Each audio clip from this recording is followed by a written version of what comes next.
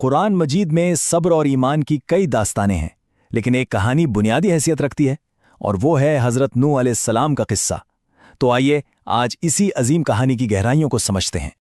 ہم اس قصے کو کچھ اس طرح سے دیکھیں گے۔ پہلے حضرت نوح کے پیغام سے شروع کریں گے، پھر اس کشتی اور مذاق والے معاملے کو دیکھیں گے، پھر عظیم طوفان، اس کے بعد نجات اور وراثت، اور آخر میں بات کریں گے کہ قرآن میں اس کا ذکر کہاں کہاں ہے۔ ٹھیک ہے، تو شروع کرتے ہیں کہانی کے بالکل آغاز سے، حضرت نوح کا وہ خاص مشن جو انہیں اپنی قوم کے لیے ملا تھا۔ تو حضرت نوح علیہ السلام اللہ کے بھیجے ہوئے پیغمبر تھے۔ ان کا مقصد کیا تھا؟ بہت صاف اور واضح، اپنی قوم کو بتوں کی پوجا سے روک کر ایک اللہ کی عبادت یعنی توحید کی طرف بلانا۔ ان کا پیغام بہت سمپل تھا۔ انہوں نے اپنی قوم سے کہا، دیکھو، صرف ایک اللہ کی عبادت کرو، ان سارے بتوں کو چھوڑ دو اور اپنے گناہوں کی معافی مانگو اللہ سے، وہ تم پر اپنی رحمت نازل کرے گا۔ اور اب یہاں ذرا رکیے اور اس عرصے پر غور کیجیے۔ انہوں نے یہ پیغام کتنے عرصے تک دیا؟ 1 سال، 10 سال یا 100 سال؟ نہیں، پورے 950 سال۔ یہ صبر اور استقامت کی ایک ایسی مثال ہے جس کا تصور کرنا بھی مشکل ہے۔ لیکن اتنی لمبی کوشش کے بعد کیا ہوا؟ چلیے اب کہانی کے اگلے بہت ہی اہم مرحلے کی طرف چلتے ہیں۔ صدیوں کی محنت کے باوجود نتیجہ کیا نکلا؟ افسوس، صرف گنتی کے کچھ لوگ ہی ایمان لائے۔ اکثریت نے نہ صرف انکار کیا بلکہ ان کا مذاق بھی اڑایا۔ ان کی قوم کی سب سے بڑی دلیل کیا تھی انہیں جھٹلانے کی؟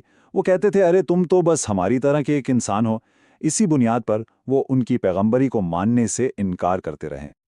تو جب قوم نے صاف انکار کر دیا، تب اللہ کی طرف سے حضرت نوح کو واضح ہدایات ملیں۔ حکم ہوا کہ ایک بہت بڑی کشتی یعنی سفینہ تیار کرو، اور اس میں اپنے گھر والوں کو، ایمان لانے والوں کو اور ہر جانور کا ایک جوڑا اپنے ساتھ سوار کر لو۔ اور تصور کیجئے، جب وہ اللہ کے حکم پر کشتی بنا رہے تھے، ایک ایسی جگہ جہاں پانی کا نام و نشان نہیں تھا، ان لوگوں کا مذاق اور بھی بڑھ گیا۔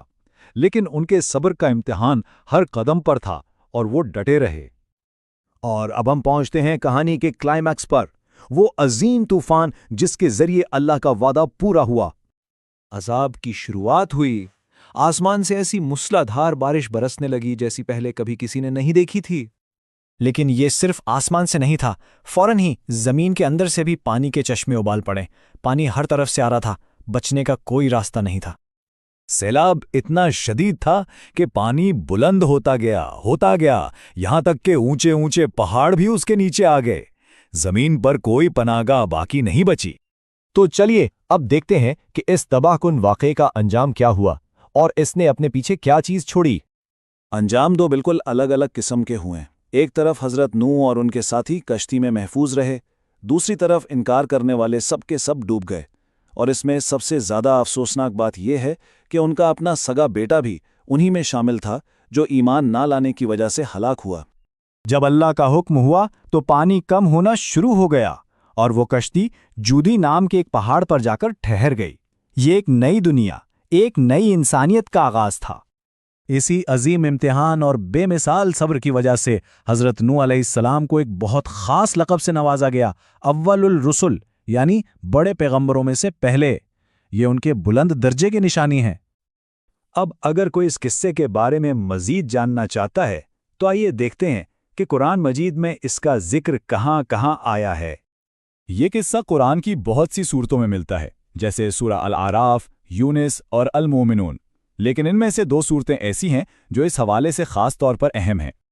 تو سب سے اہم بات یہ ہے کہ سورہ ہود میں اس قصے کی سب سے زیادہ تفصیل ملتی ہے، جبکہ سورہ نوح ایک پوری سورہ ہے جو انہی کے نام پر ہے اور خاص طور پر ان کی دعوت اور دعاؤں پر فوکس کرتی ہے۔ تو آخر میں یہ سوال ضرور اٹھتا ہے، ایک پیغمبر کے 950 سال کے صبر، مستقل مزاجی اور ایمان کی یہ داستان آج کے دور میں ہمیں کیا سبق دیتی ہے؟